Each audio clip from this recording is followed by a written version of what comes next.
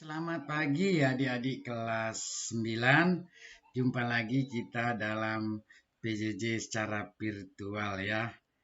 Hari ini Bapak akan membahas topik listrik statis. Masih sama seperti kemarin, tapi nanti subtopiknya itu interaksi dua benda bermuatan. Jadi bagaimana interaksi dua benda bermuatan. Kalau kemarin kita membahas yang namanya konsep atom ion. Bagaimana sih benda itu bisa bermuatan? Terus apa itu benda bermuatan positif dan negatif? Kalau sekarang kita lebih ke interaksinya. Nah, apa sih benda bermuatan itu? Ini kemarin sudah kita bahas. Benda yang kalau jumlah proton atau jumlah muatan positif tidak sama dengan jumlah muatan negatif. Kalau sama nanti namanya benda netral, tidak bermuatan. Contoh penggaris plastik yang digosok-gosok pada rambut dapat menarik kertas kecil. Jadi penggaris plastik ini tadi awalnya digosok ke rambut sehingga dia akan bermuatan. Maka ketika digosokkan dengan sobekan kertasnya akan tertarik. Bagaimana sih membuat benda itu bermuatan? Nanti ada 3 metodenya. Yang pertama, konduksi. Jadi konduksi itu menempelkan benda bermuatan listrik ke benda tidak bermuatan. Jadi yang biru ini benda bermuatan listrik, bermuatan positif, karena positif semua ini ya. Sedangkan yang kuning ini benda netral, benda tidak bermuatan, netral. Nah, berpasangan dia ya, ada positif negatifnya. Ketika ini saya tempel, maka muatan negatif yang ada pada benda netral ini kan positif, ini negatif, akan tertarik dia kemari. Pindah kemari. Tertarik. Ini tertarik kemari. Dan ini juga tertarik juga kemari. Yang ini juga tertarik. Nah, ini juga tertarik, sama prosesnya. Jadi nanti di sini benda ini jadi tinggal muatan positif. Nah, ini jadi kelebihan muatan negatif ya. Nah, jadi dua-duanya jadi bermuatan. Sama seperti ini. Ini muatan negatif yang hijau. Nah, ini negatif kan, yang positif nanti yang akan tertarik kemari. Ini juga positifnya akan tertarik kemari. Nah, seperti itu konsepnya ya. Nah, ini cara konduksi. Sehingga nanti ini jadi tinggal negatif, ini bermuatan negatif. Yang ini mungkin nanti ya bermuatan positif. Atau nanti tinggal kita hitung berapa positif dan negatifnya. Seperti itu konduksi. Yang kedua, cara induksi. Induksi dengan konduksi hampir sama. Induksi itu mendekatkan benda bermuatan listrik ke benda yang tidak bermuatan, jadi bukan ditempel. Nah, sehingga ketika didekatkan, maka ini muatan positif yang biru ya.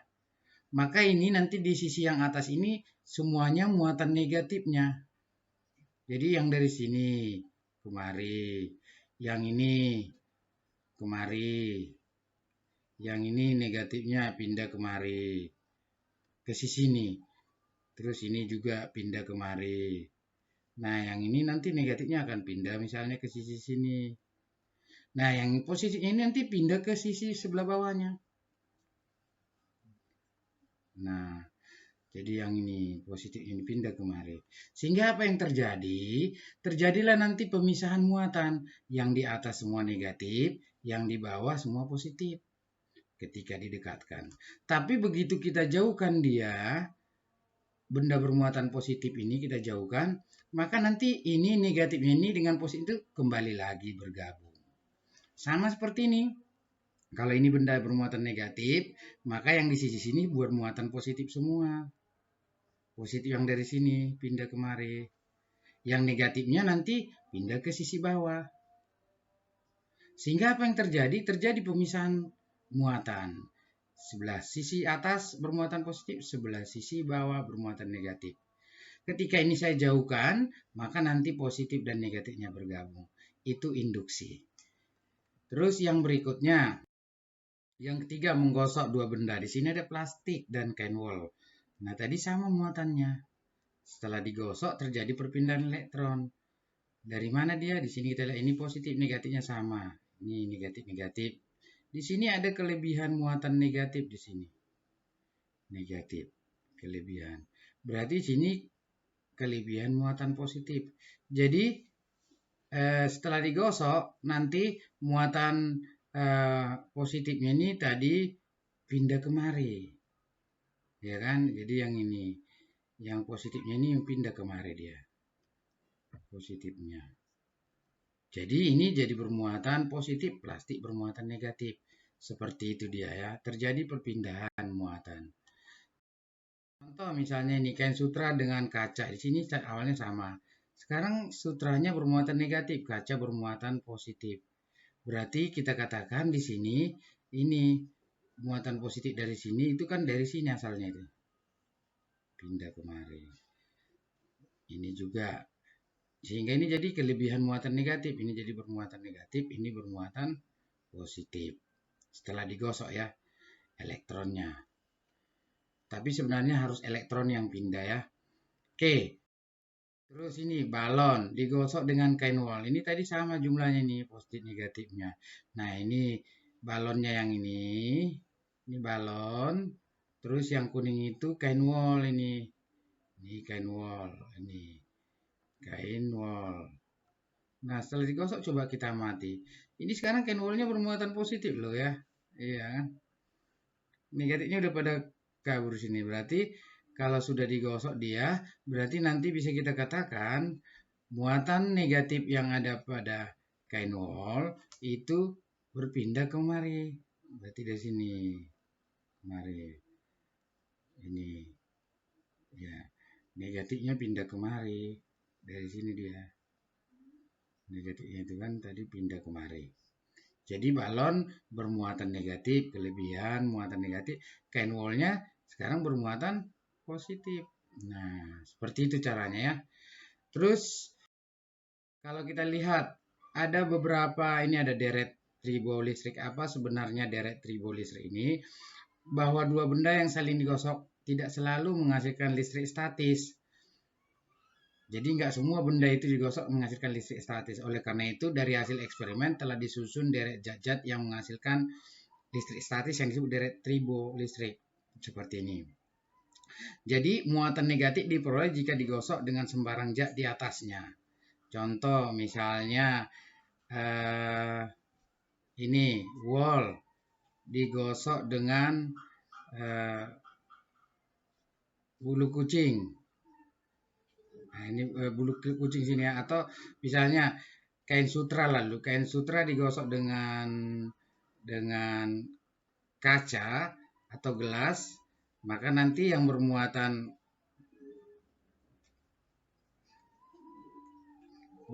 positif yang mana? Kalau ini kan kaca ke kain sutra di atasnya ya. Berarti kaca digosokkan kain sutra, berarti kacanya ini bermuatan negatif kan?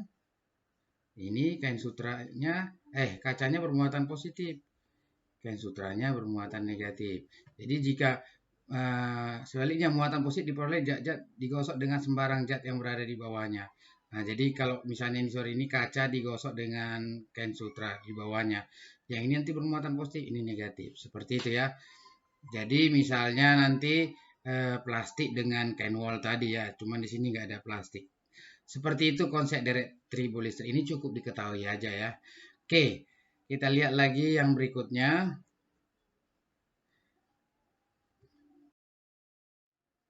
Nah, ini beberapa tabel beberapa zat ya. Saya ambil 4 contoh zat benda yaitu plastik, ebonit, kaca, sisir. Ini sisir. Nah, ketika plastik digosok dengan kain wol, maka nanti plastik jadi bermuatan negatif, wol bermuatan positif. Maka elektron itu selalu pindah dari muatan positif ke negatif ya. Kenapa positif dia? Berarti karena dia elektronnya pergi. Berarti sini wall bermuatan positif, berarti elektron pindah dari wall ke plastik. Sedangkan ebonit bermuatan negatif, wall bermuatan positif. Berarti nanti ini tadi dari wall elektron ke plastik ya, ini elektronnya. Elektron. Ini juga elektron pindah. Semuanya dari yang positif. Nah, kaca dengan kain sutra. Kaca bermuatan positif, kain sutra bermuatan negatif. Berarti sini positif, sini negatif. Berarti dari yang positif. Dari sini elektronnya pindah ya. Ini yang positif, ini negatif. Ini tadi wall bermuatan positif, benar kan? Ebonit negatif. Ini juga positif. Ini plastik nih. Nah, sisi plastik negatif rambut bermuatan listrik positif. Sama dia ya. Seperti itu dia. Nah, oke, kita lihat berikutnya interaksi dua muatan listrik sejenis dan beda jenis. Sejenis itu misalnya sini positif dengan positif. Di sini terjadi gaya tolak menolak. Beda jenis, ini positif, ini negatif, ini terjadi gaya tarik menarik. Itu interaksinya.